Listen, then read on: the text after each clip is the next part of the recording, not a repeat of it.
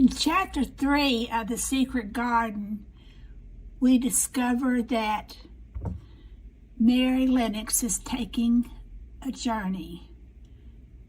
And I think as we progress in the book, we'll find that it's not too much unlike the epic hero's journey. That's one of the reasons that I'm presenting and studying this book myself. I like books, I like literature that deals with that is of epic proportion, deals with stories that are of epic proportion. And I'm not sure that youth literature has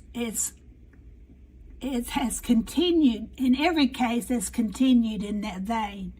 But in order for Mary in chapter 3 to make her journey, she has to first cross the moor. And we're going to find that there's a bridge there and there's a waterway. I actually think that, or maybe a perceived waterway. The moor, one of the most important things that happens in chapter 3 is that Mary wakes up.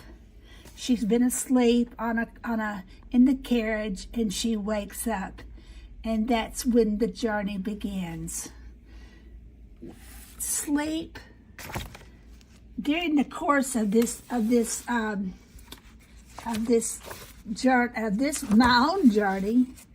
We're going to find that another little girl makes another epic journey. And if I can find the picture that she meets these odd characters on the way. She meets a mentor or two.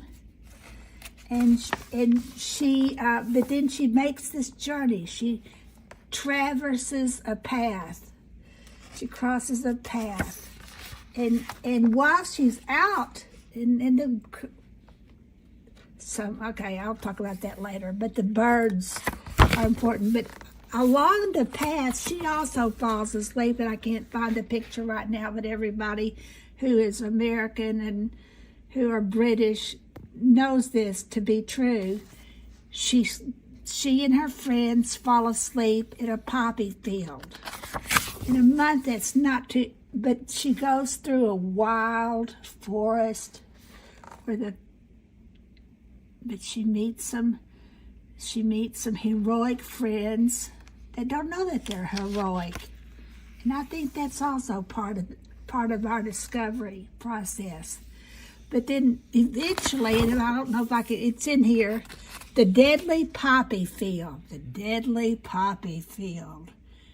I've already said before that sleep can be regenerative, but it can also be a time of avoidance.